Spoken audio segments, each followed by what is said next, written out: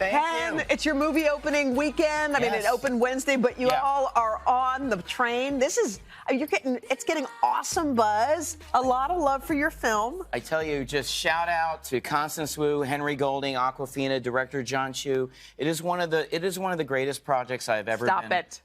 Okay. No, but I just want to say, you're welcome. I just want to say you're welcome. Wow. This is Crazy Rich Asians. I'm sure you guys have heard the buzz. It's been everywhere. And it is a rom-com for anybody, but more than that, there's a lot more to this film, obviously. It's the first cast of all Asians since the Joy Luck Club. Yep. How long ago was that? 25 years ago. Are you like going, what took so long, or what is going on here? You know, you always go what took so long, but you also think there's been a train of movement from Fresh Off the Boat, which also ironically stars, Constance Wu. Yeah. So I think that show was a huge pioneering show, and that led to Crazy Rich Asians to have this cinematic splash. So for me, as an Asian American actor, I have felt this movement for the past 4 years, really. I don't know if you guys know this about Ken. You may know this. Yep. Ken is not only an actor, he's not only a comedian, he's a doctor. Yes. The man is a doctor.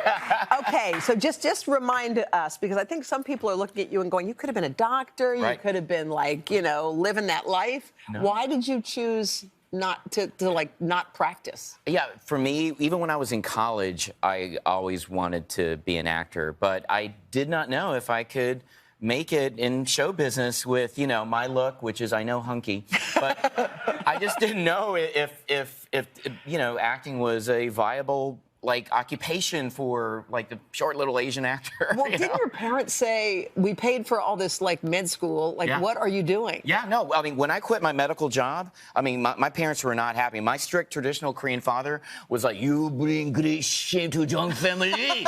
And then after The Hangover, we are so proud. So proud. Can I have S-Class Mercedes?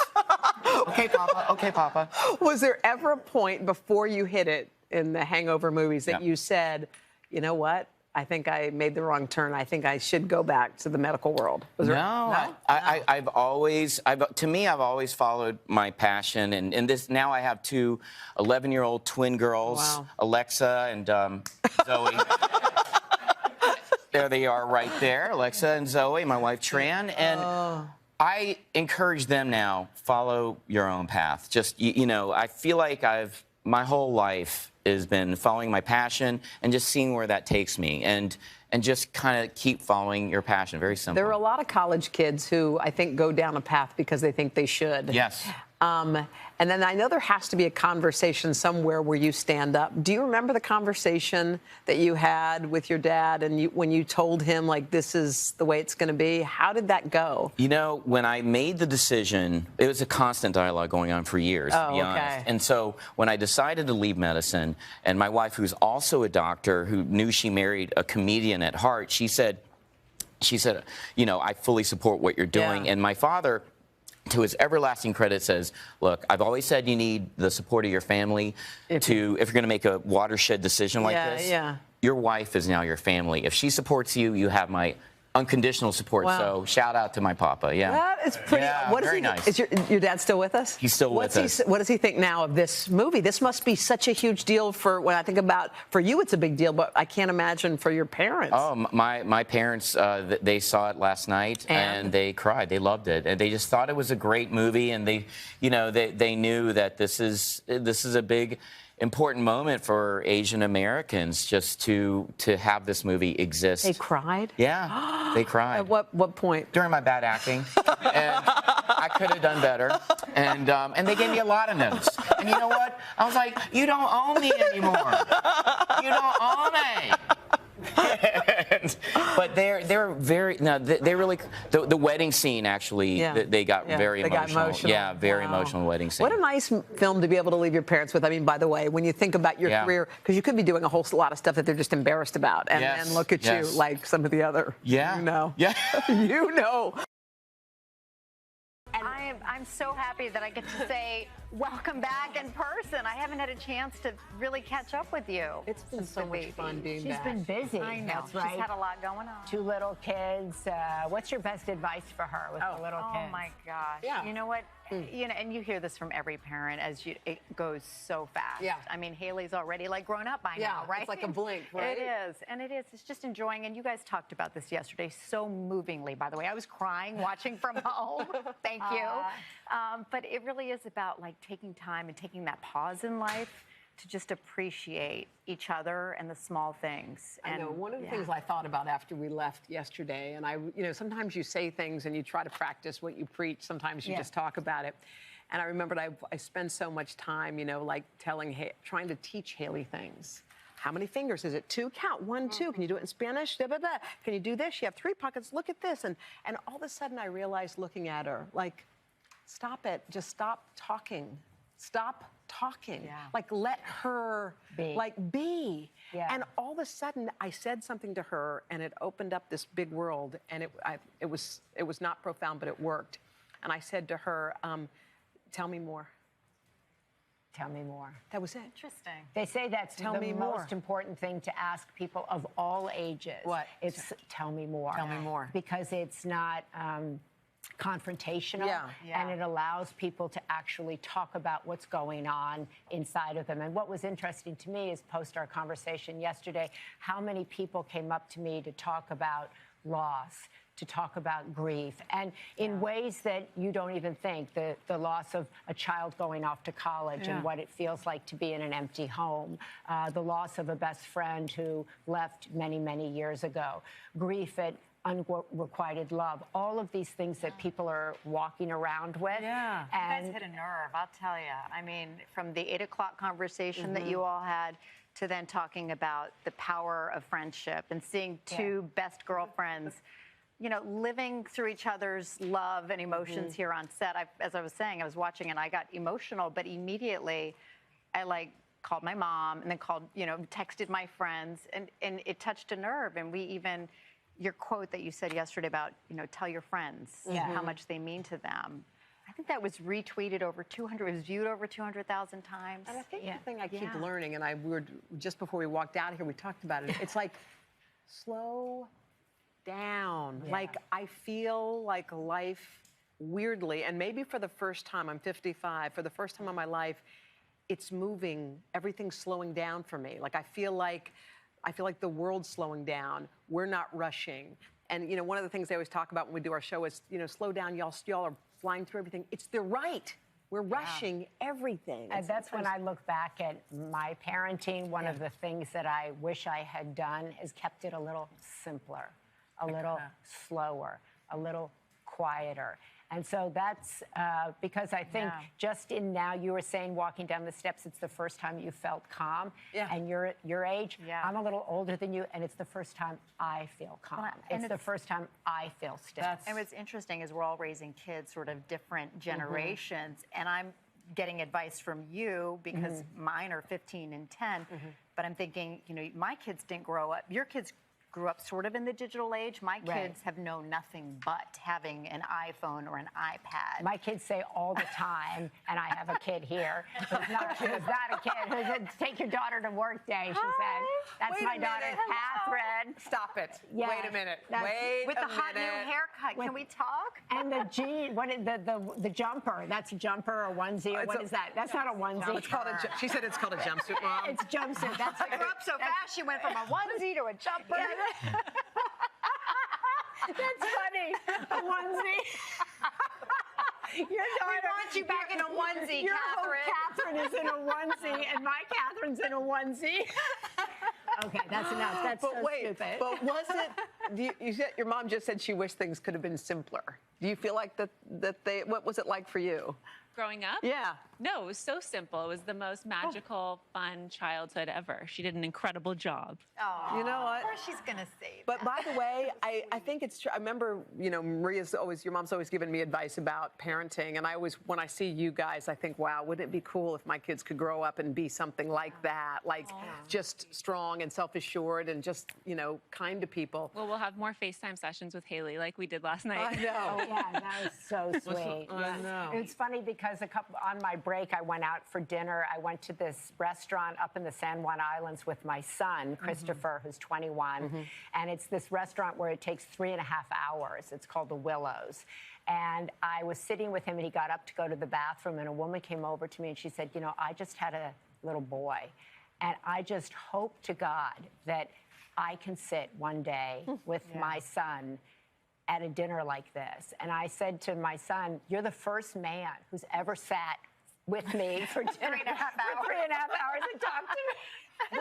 For 3.5 hours, you're the first man. He's like, it's okay, Mommy, but I think that's the joy, right? Here's the thing, your kids are older, and they want to talk to you. They want to sit with you. They want to, like, I think some parents feel like their kids are pushing them away at a certain age. That's my kids right now. Like Josh, 15. Like you find he's in a room with the door closed, and you know it's hard. How do you get kids? Yeah, I think I had a policy: no closed doors. I did. Yeah, I had Good to know. closed. Okay, no closing we were doors. never allowed to close our door. Yeah, Is that right? Yeah, always door open. Door That's open. great. Especially when we had friends over, but also when we were doing our homework, always door open. Oh, wow. And Why what don't else you- besides tell me more? Tell me more, door open. I think I'm a big believer in family dinners. I think that that's really important. I continue to do that today, so you can, you know, check in with people. I think boys are more challenging to get them to talk to you, so I always found driving carpool was a really good thing because nobody was looking at each other. They just started talking. And just staying in it, staying in it, and knowing that it ebbs and it flows, and that the work you put in when they're really young pays off, that hopefully they'll sit with you at dinner when they're in their 3.5 20s. hours. Hey, everybody, welcome back. Miss Meredith Vieira is in for Jenna. Love Meredith. We were just talking about People magazine is out this week. It's got the Duchess on the cover. So beautiful. And it's got the other queen Oh, on the please. inside. The title of this article is Making My Own Way, and it's about Meredith, really. But I was one By of the way, there were a lot of stumbles along making your own way, so people don't think it's just like easy we all street. fall down. We all, yeah. What was the biggest, if you're going to put your finger on one of them? It's hard. I mean, just, you know, you make decisions and then you've got to live with them. So, Well, I always admire, because in our business, often it is management who says to people on air, thank you so much, it's been great having you, bye-bye. And that's just the way it always works. I've experienced that recently. But here's the funny thing about your life. Just think, you were on The View, and you made that choice, that you had done The View. Then we begged you to come to the Today Show, and you did. And after, how many years were you here? 5 years. 5 years. You said, thank you, guys. Yeah. It's time for me to go. Yeah. Most people don't get to make those choices No, on I was their very own. lucky that I could make those choices. And I guess, you know, Maybe people wouldn't make that choice. I don't know. Yeah. I can't explain why I do the things I do, but I always kind of, like I said, it was my gut was telling me. That You've done it. I've done it, and I always think it's good to leave on top, you know, of a situation in your life and try something different. And I don't know. I can't remember all the particular circumstances surrounding that, but I knew it was the right thing. It was time to do it. Yeah. I think that's a good life lesson to sometimes, because I think in life either you jump or you're pushed. Right. And Well, that's the good usually thing how it about happens. our careers is when you have a contract, you are forced to stop at a certain point And rethink it. stuff. So that we should all kind of have that mentality. A moment in time where you actually take the time to breathe, pause, as you've pointed out, go slowly, and reevaluate where you are, where you want to be, and what is bringing you that joy that you need in your life. What is it? And sometimes you can't go off the course for whatever reasons. But What's bringing you joy in your life right now? oh, my family, so much. They're all great. It's when I never wanted my kids to grow up, because I thought, oh, I like these little kids. They're so sweet. But it's so wonderful to see your children as young adults and their friends that you knew when they were little kids and who they've become and what they care about. And in this world, when it's so difficult, youth, they have the optimism. You know, they have that, I'm going to do this. We're going to make this happen. And I love to be around that energy. So many people and friends, too. So many people want to be close to their grown adult children, but find that they don't want to be close to you. Yeah. So how do you stay close to your kids? They're all different. One of them calls literally every day to check in. And so that we have that relationship. The other two, less so. But I think you just just always be there when they need you. Yeah. Because they always will, you know. And I find the problems that they're dealing with now, like heartbreak, first time someone breaks your heart, you can't do anything. When they skinned their knee, you could do something. Yeah. The only thing you can do is just be there for them and listen and offer whatever advice you're asked to offer. And the way you did probably all their lives, well, which is probably you too. part of it. It's the way you are. Maria was here, and she was saying, like, she's close with her grown children like you are, and people always ask her, I want to be close with mine, what do I do? And she kind of said sort of like, I don't know, I just did it their whole lives. I just kept doing it. It wasn't like, you know, now I'm ready to spend time with you. Now are you ready? And your kid's like, no, I'm busy. It's like Cats in the Cradle. Right. You know that song? Yeah. That is the saddest song ever. We were mentioning friends and dear friends that are women, and I want to shout out to my friend Danny over there, because the guy should be represented. I've known Danny since he was 16 and an intern at WCBS News in New York. Look at Danny. And Danny, thank you for coming to see us. He We knows appreciate all the dirt. Of course he does. I do know the dirt. By the way, Meredith's issue of People magazines is on newsstands Friday, and also Mr. Roker's in he's in there too for climate change. We're doing it. Yeah, we're doing a big network-wide special on climate change. And he's in Greenland. Yes. Yeah, I was only in L.A. He's all the way in Greenland. Coming up. There you go. Oh, Friday the 13th. Are you a little superstitious? I don't love a Friday the 13th. Like, I don't go, oh my gosh. You know, some people love a 13. They pick 13's like the number they wear on their jerseys when they're kids. I don't love 13. And I also think it's hard for kids to learn 13 because we were in our building and I was trying to count numbers with Haley on the elevator. It's like 12, 14. Right. A lot of planes don't have row 13. Right. Like they just, isn't that weird? But that was true when you were a kid too, right? Yeah, I guess so. And you know 13. Yes, calm down. She'll learn. I'm scared of it. What was that song, by the way? That was Yo Quiero Dinero. Oh. Yep. By the way, we do have J-Lo today, which we just talked about. She's going to sit down and chat with us. It's going to be fun. All right, so today is Friday the 13th. And full moon, which is, I don't know if that's good luck, bad luck? I don't know, but it's the first time in nearly 20 years that a full moon has fallen on Friday the 13th. I don't either. I don't believe that. It's always 20 years. Yeah, it's always. It's the first eclipse. It won't happen again for a generation. And then 3 weeks later, like, oh, look, it's an eclipse. Exactly. Like, I don't understand. Because it's like it's the only eclipse in the northern hemisphere, and that's the only eclipse in the southern hemisphere. You're never going to see it in your lifetime. Oh, tomorrow. Wait, it's Wednesday. Did you hear? It's a blue moon. I'm like, I already saw it. I know. Anyway, another one apparently won't happen until August the 13th. 2049. I'm probably dead. Just saying, it's not going to affect me. You probably will be alive. 2049? Yeah. What year are we in right now? 19? 2019? Yeah. 30 years? Oh, I might be alive. I'll be 95 and toothless, but I'll be alive. You'll be enjoying it. And no sight, looking for the blue moon or whatever it is. What are we looking for? What were we looking for? Doesn't matter. Doesn't matter. I won't even know it. I'll be just so happy. I'll see it every day.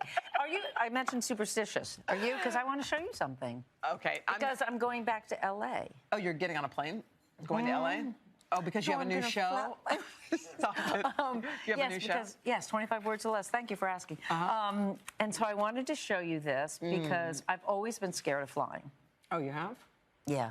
Okay, but you flew so much for like 60 Minutes and all your Right, because jobs. I had to for my job, but I'm always afraid. So when I started at CBS, I'm growing up, my favorite creature was Sylvester Puttytat. With, you know, Looney Tunes I loved. Yeah. Yeah. Yours too? No, I liked Snoopy. Oh. But go on. All right, so Lord. I love What is, wait, why is So, because I double bag him. You'll understand why. So my mother gave me a little Sylvester, and I have carried him since the early 80s, every single flight I take. And here he comes. Can you see him? Oh, my God, you See really him? do? But see, all of his beans fell out. And they're in here, all he's of a the bean. beans. I'm He's a putting little it- bean bag. So I have to get surgery on So him. what comfort? It gives you comfort holding Sylvester? Yeah, sometimes I don't take him out because at this age, I realize, I think I had him. I think I actually had him like on my lap once, and somebody gave me a look like, oh my God. You know, the one time I got recognized, it was, oh my God, she's lost it. So, but I keep him in his little bag just like that. Hello. And it makes you feel good and I safe? honestly believe he helps hold the plane up in the sky. And it reminds me of my mom. Seriously. Because it was this little thing. She said, oh, you can have Sylvester. You'll be fine. And I have been fine. Isn't that the sweetest It's the thing best in thing. the world? Yeah, do you have any little good luck? I I don't. I used to sleep with like a whole army of stuffed animals. Like I didn't feel comfy or safe going to sleep unless they were all lined up, and I loved all of them. Like I was one of those kids with like 10 stuffed animals. Really? But I think this is like the cutest thing in the world. Yeah, I realize I shouldn't hide him from the world. I'm going to own him and be proud of him. Look at you. Yeah, very, geez. Not doing well there, but yeah. All right. I'm sorry, it is sweet. By the way, there are a lot of people who are very superstitious about things, and we were talking about how people who watch sporting events get crazy, crazy superstitious. Joel has a cousin, and he loves his cousin. Michael loves Alabama. And when Alabama plays, he has to get 2 things, a sub from this sub shop and a cookie. He has to get a certain cookie. And if he doesn't have the cookie, he's freaking. Literally, he has shipped the cookie. He will make sure someone gets the cookie and sends him the cookie. And literally, I'll call him, do you have the cookie? He's like, I got the cookie. And every time he has to have the cookie and the sub. It's like the same. You have to have the routine. And does the team always win when he does that? Alabama is really good. So I'm assuming it's about the cookie, pretty much. Okay. Yeah. But I think everyone seems to take like ownership of that. But you know, of course we have that thing. My brother used to be like, if I was standing in the room and the Pittsburgh Steelers were winning, and then they lost a point or something, he would like everyone has to go away. Like maybe he just wanted you to go away. There is that, you know. Well, I love the Red Sox, and they're not doing very well this year. But if I was watching a game and they started to lose, I would leave the room because whenever I was in the room, it would seem bad things happen. And I don't know. I choose to believe that I have that kind of power. Oh, you do. I think you do. Beloved national icon Hoda Kotb. Who's the biggest name in your phone? I bet you got some good ones. You know what? I don't have many names in my phone, but I do have like I have like 4 names. That's all I have. Give me one. Okay, here are my 4. This is all I have. I have. Okay. I have Sandra Bullock. Oh. Just came in real big. You know what though? She helped me with my adoption and everything. Right. And so you have a special relationship. I love her. Yeah. Yeah. And I have Kelly Clarkson. Okay. And Carrie Underwood. That's it. Wait, that was 3. That's Who's 3. The 4th? Well, J-Lo? the 4th, I don't have J-Lo. I have Benny. Right. So it's like Jay-Z. Yeah, I call Benny. Yeah. Right. Yeah. So can you just pick up the phone and text Sandra and be like, hey, how you doing, Sandra? Or how does that work? Casual? I don't know. I just sometimes just text her pictures of the kids. Yes. That's it. Right. I don't bug anybody. Yeah. Look at you. Well, That's amazing. who's on the guy's phone? I want to be clear, like you, these aren't like close friends. I don't want to put out there like I'm boys with, you know what I mean? But like people I have a relationship with. I would say text-wise, maybe like a Ryan Reynolds. Oh, Ryan Reynolds? Yeah, like a Ryan Reynolds. Yeah. What? Yeah. Who else? And he's, as you can imagine, he's like a funny communicator and texter. Okay. So that's a good one. Mm-hmm. Who else? Throw like a Bradley Cooper in there, maybe. You know, just like a. And again, some bros. Again, this sounds like. I know we don't really. They don't answer our calls mostly. Exactly. It's very rare that they respond. I just text the number I hope is theirs. Yeah. All right, so we, for some reason, you and I had to talk about bathrooms. One chat. Love talking about poop in the third hour of the fourth hour of the Today Show. Yes, for some reason. So here's the question. It's about there's a bathroom in your office. Yes. There's one by the Bravo offices, right? And you go in there. Bathrooms. So you go in there. Do people ever carry on conversations while you're in a stall? Don't care for that at all. And I also, I don't like that. No. Do you? No, I don't like it at all. I do it with my girlfriends when we're out at night, we're having a few drinks, then you and we're all talking. go in the bathroom together, your girlfriends. But there's, a coworker. Let's keep it classy. Let's keep it professional. HuffPo shared some important steps to handling these interactions. Okay. Understand where the desire to chat may be coming from. For some people who are especially connected to their work, it can seem natural to discuss deliverables in the potty. Second, know that sometimes acknowledgement in the bathroom is actually necessary for sensitive people. For sensitive people, not receiving any acknowledgement from a colleague can be seen as a signal of not being valued or loved. Go to therapy if you're so sensitive. You need a pat on the back in the potty. Like, honestly. They say to assert your boundaries when you don't want to talk.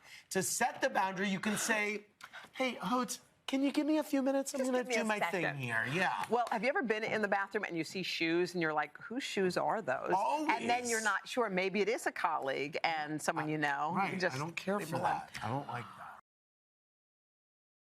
Baby news. We got baby news. Dylan and Brian had their baby boy yesterday during the third hour of today. Of course they did. Right on camera. It was amazing. It's so bad. So sorry you missed it. 9:13 a.m. Oliver George Fischera. Wait, Oliver George Fischera. Yeah. 7 pounds, 2 ounces. I was marveling at how Dylan was talking about her family of 3 leading up to this day and how they were trying to savor each moment because everything was about to change. That's right. And we hear that the whole family's resting comfortably. Mom is doing great. Dylan was working up into the end. Oh yeah, she worked She worked right up until December 30th. That's crazy. Yeah. Boom. Well, anyway, congratulations to Dylan and Brian and little Calvin, who's got a little brother. That's going to be so cool. You know how the whole thing changed? Oh, When Nick arrived, do you remember? Yeah, I mean, all of a sudden, we had one more, and now it's like man-to-man defense. Yeah. So, I mean, Calvin and Leela always says July 18th was the day her world changed forever. Oh, that's Nick's birthday. I know, you don't know, because it's such a strange thing because you're trying to explain to your child, but I love him or her as much as you. Yeah. And someone tried to put it in grown-up terms, and they said, imagine this. Imagine if your husband came home with another woman and said, here's my new wife. I love her just like I love you. Mm-hmm. She's going to live in the house with us. Right. We're going to see, I have a lot of love to give. Mm-hmm. I mean, that in a way, that's kind of how the kid feels. It's like, wait, I thought you loved me. Who's this stranger stepping in? Yeah, it's so special. Anyway. I can't wait to meet him. Okay, so one of the big life lessons I think all of us has to learn at some point in life. Working on it. Is when to say no. So Kim Cattrall happens to be on Variety's Power Issue. She's the cover girl on it. And she talks about her decision to say no to the Sex and the City reboot. And this was her quote. She says, I just thought to myself, no, this is right, and you can't go against that feeling. And if I don't ever want to be on a set when I don't want to be there. The power of saying no, that's big. Can you imagine the pressure, too? Because you need the cast. And to be the one who's not in it, there's a lot of attention on that. It is such a brave move, right? When you think, just in general, when you think about all the pressure you're under, what society expects you to do, I'm not very good at saying no at all. Yeah. Because I'm always afraid if I don't say yes, they won't ask me again. That's sort of the story of my life. The fact that she said no to such a high-profile project, maybe not knowing what her next endeavor would be, that's brave. Saying no is hard. And I remember someone said, they always have all those cliches. When you say no to this, you say yes to yourself. And you're like, okay, but you're right. Yes to myself, but I'm alone doing nothing. But I do think there is something about when you say no without explanation. Because usually, sometimes when you don't want to do something, let's say you just don't want to go to a party. But you say to them, no, I would, I can't. I wish I could, but I have this and that with my 2 kids. And then they got a test. And then all of a sudden you're weaving this crazy story, some of which is probably true. But to say just no, that's brave. Full stop. That's hard to do. No. I can't handle that silence. No, have a great time, though. Would you ever say that? No. I'm learning that. And I think it's when you stop caring so much. For me, because I had kids so much later in life, I know that this is what I want. So it's already clear to me. All those other things I've done before, I can go to that party or do this. But this thing I've never done. So I'm not going to go to that party when I could be here because I've already done that party. It takes conviction, though, right? So for me, I have work. I have my old friends, and then I have my children. I don't have a lot of new friends. I don't have a lot of new experiences, and I've made that decision, but sometimes it's hard, right? When I'm at my kids' school, for example, I don't have a ton of mom friends. And it makes me anxious sometimes that, that's everybody a whole scene. And they all know each other, and then their kids are together. But for me, I only have so many hours, and I'm going to spend those hours with my kids. So saying no, you got to have a lot of conviction. So you're friends with your old friends? That's your circle? From when? My oldest friends, my high school friends, my college girlfriends are my friends for life. Oh. And I have some new friends, but when you feel like, oh, my kids are at the school, this has to be my new crew. No, you don't do that. That's good. I have my sister. I have my mom. I think they say too, you can learn a lot about someone by if you realize if they have old friends in their life, because some people are always the new. Now I've got this group and now I've moved and see you later. I have to tell you, I do have a red flag. Yeah, with that. I don't trust women who don't have girlfriends. Oh. Right? Because? And I am a girl's girl. Yeah, because. But if you don't have a girlfriend, if you don't have somebody who will show up at your house with Entenmann's donuts and a movie to watch and a bottle of champagne when life goes wrong, something's up. If you don't have somebody who will pick you up when you wake up covered in glitter, who knows where, you got a problem. I need you to have a girlfriend. Covered in glitter. Yeah. You've been there, I can tell. Yeah. That who knows where. Yes. Okay, I know people say you look like one person in particular. I don't see it, but you get it. Well, I always get Gayle King. We're like, people often ask me, "How's your bestie, Oprah?" But, like, but I don't see it. We kind of have it. No. We do have. It depends. There's a lot of people see it. Okay, how about let's talk about you? Okay. Who do you get? Let's go. In the past, Paula Payton. Meghan Markle. Oh, you do look like Paula. Do you think? God, it's all happening. It's all happening. Who else? Alicia Keys. Yes. You have all of that. I mean, I will take all of them. By the way, look at that. You kind of have the smile. All right, it's all happening. Hoda, Jenna, are you guys ready? We're about to co-host with Snoop. Yeah, we're ready. We're ready. We're ready. We're feeling good. We're feeling really good. Let's go, Snoop. You ready? Snoop, you ready? Yes, I am ready.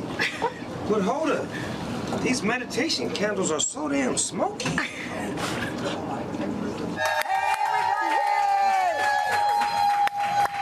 got a guest in the house, Look y'all. who's here. We got the D-O-double-G. Yes, sir. Snoop Dogg. Hey. You're thrown away. Yes, right in the middle. I get they put the money in the middle? Yes, they sure did. In the middle. Oh, boy. You've been, wow. Look at you. Early mornings, being on the show. You know what we call this? We call this wake and bake.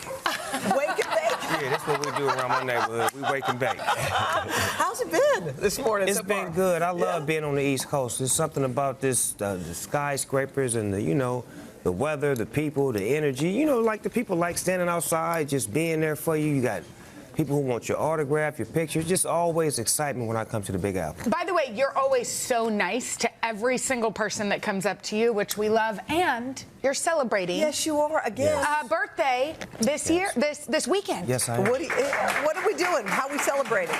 Well, I'm pretty sure my wife may put together a nice little get-together for me because she likes to, do shing-dings for me. Shing-dings? Yeah. What's a Snoop get-together like? It's good music, it's partying, it's atmosphere, it's comedians. I like to have comedians come on my birthday to tell jokes because I love to laugh. Like Kevin Hart? Whoever's available, you know what I'm saying? I don't got the budget for Kevin Hart. This is a Snoop Dogg birthday party.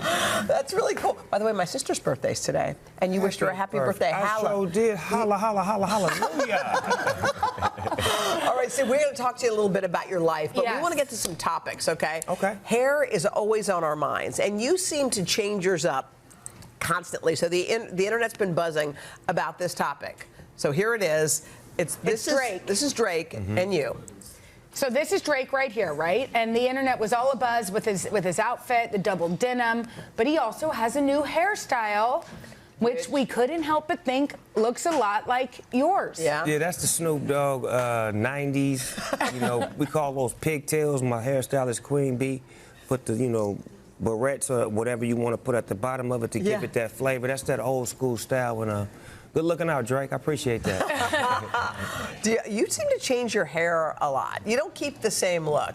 I'm a hair man, you know what I'm saying? I've always been, one to love to make my hair fit the mold, fit the era, the atmosphere. Let's put those back up. I want to see which one's your favorite. My favorite is the Shirley Temples, the one in the top right corner. Yeah, top right. That was. Oh wait, that's like when I turn this way, my hair turned back that way. What year was that? It was one of them award shows. I came up in there, spooned and groomed, suited and booted, gooted and looted, dipped and whipped, scudded and butted. By the way, your outfits. Can I just say? I saw this in Paris. Every day, every event, you came with a special style. So, when you got dressed this morning, what were you thinking about?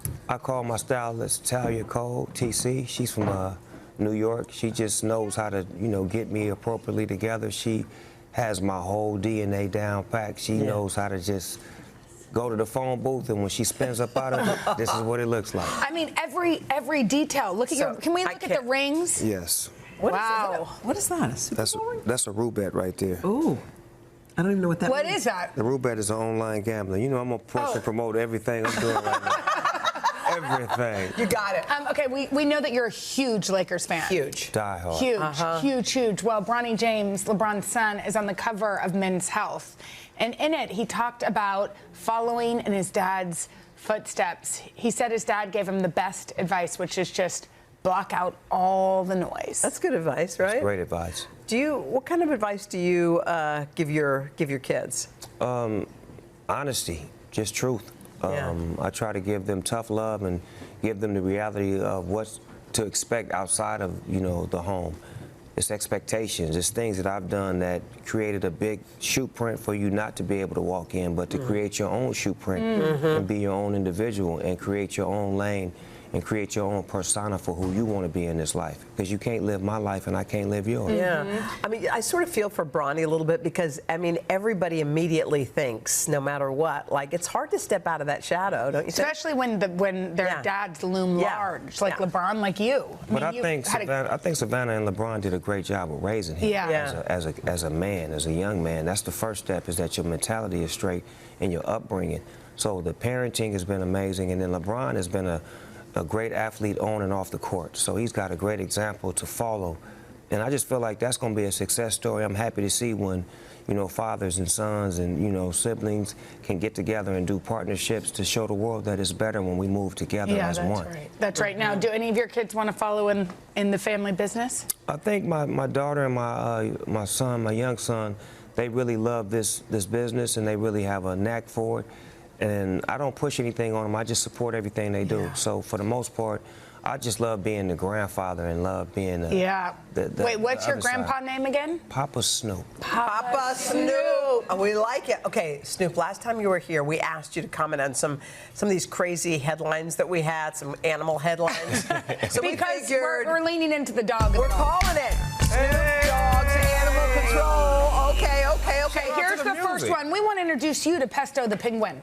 Pesto? Pesto, Here's Pesto. Pesto's 10 months old and is a chunker. Pesto, wait a minute. 46 pounds. Pesto looked like he ate a whole penguin. He's a king penguin. And you know what, y'all? Let's not shame him. He's bigger than his parents. Yeah, he's bigger than everybody. He's Pesto bigger can than hang out with me. By the way, it could just be his fur.